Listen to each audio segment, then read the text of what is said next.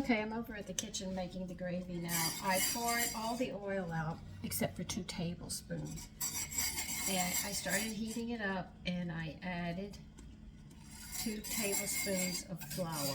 And then I cooked it. I cooked the flour till it started getting a toasty flavor. I'm using a whisk to keep lumps away.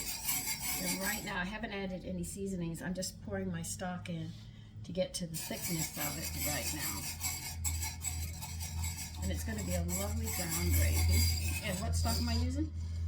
I think this one has vegetables and turkey in it.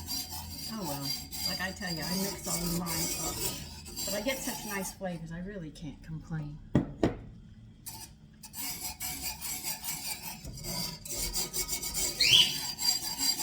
Now you can make your gravy as thick as you want or as thin as you want. I'm not going to tell you how you should have it. You have to make that decision, but I do know I'm going to add some pepper to this.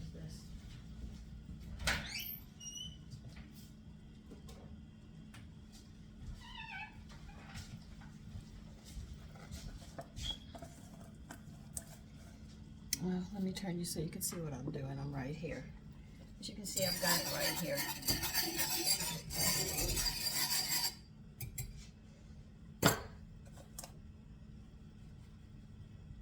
I always think a lot of pepper on my pork goes so nice with these. With the seasonings I'm going to put onto them, you know, the ones I stuff them with, flour. I'm going to add them in as well. I'm going to have to make some more because I really am running out. But I just figured this flavor is going to be on everything.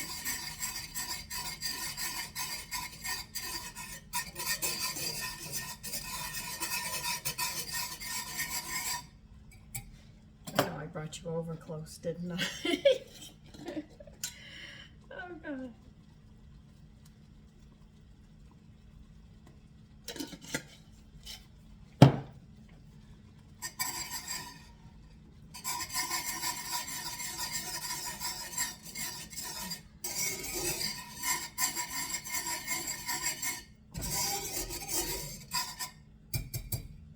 I think I'm going to have to make some more meat seasoning. I am running out.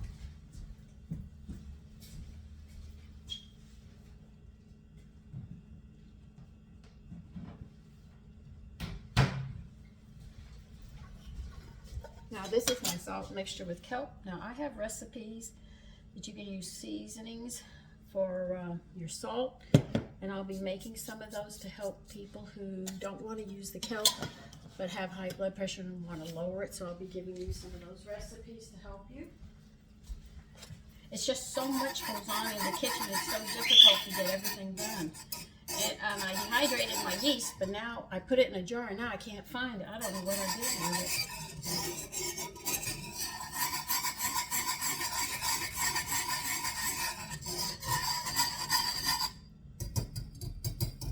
So we will be trying those kind of seasonings as well. Now I just tried making cinnamon raisin bread. And I used the amount of butter they said, but I didn't want to use the yeast that you buy in the store. I wanted to use sourdough. So I used sourdough, but I noticed that the butter was too much butter for it. So I'll have to cut back on the butter and try making that again. But it tastes good. But I had to use the sponge culture and not the liquid culture, because when I made it with the liquid culture the first time, the whole center was raw. Though it had risen and everything else, it just didn't work. So I said, well, let me try with the sponge culture instead of the liquid culture, because the liquid culture was it just messed it up. I mean, it was just raw, straight through the center, even though I let it rise and do everything. So the sponge culture was the one I needed to do with that one. But I have to cut back on the butter, and I have gotten it down a pat. I hate to tell you this really smells good.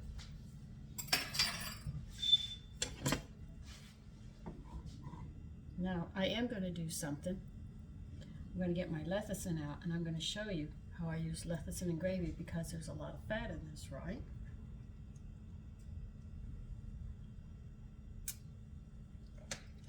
You know, sometimes, oh, it's too good. Let me get my lecithin, I'll be right back.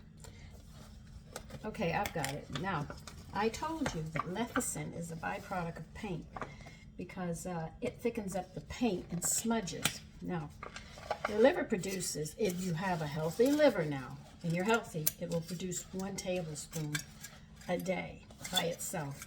Now, lecithin is made up of 2 B vitamins, the choline and the inositol. Now, you can get lecithin in the liquid form, or you can get it in the granular forms. I have it in the granular, and I need to get a tablespoon.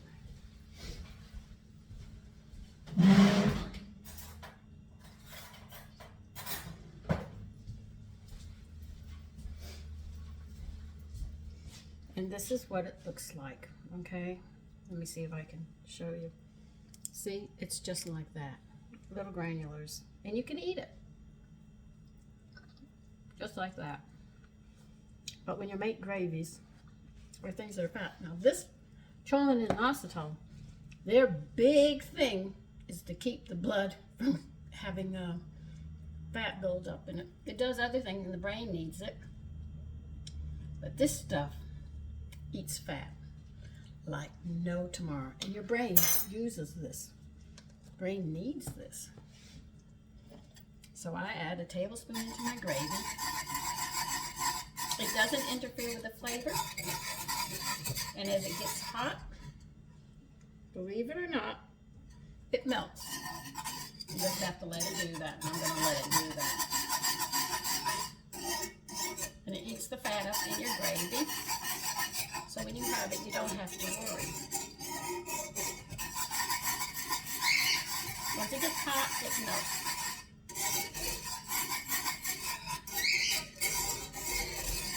And this is how I can make gravies and know that my family is safe. If you have a high cholesterol, coumadin thins the blood. Lecithin eats the fat up. But you can't just take this. Now, if you notice when I made the biscuits, I put wheat germ in it. But I want to make sure that there are B vitamins in something that we're eating at the same time we're having this. So they work together in unison, and I don't throw one out and cause an imbalance of the others. So this is why I do it like this. So I've covered my tracks because the biscuits have the B vitamins. They're going to be fine. And I have the lecithin for the fat in the meal. And this way it will eat it up.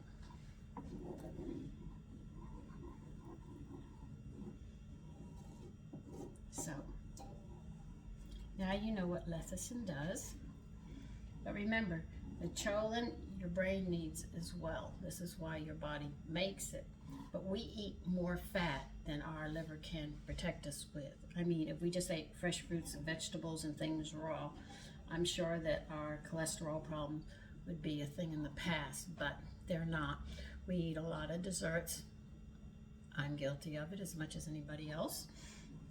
And but I don't drink sodas and stuff, so that's where I don't get that extra. But this is how you can control your fat with lecithin. But remember, if you're going to put it in your gravy, make sure you have something that also has B's in it somewhere in the meal, so they work in unison. Okay, now this is done.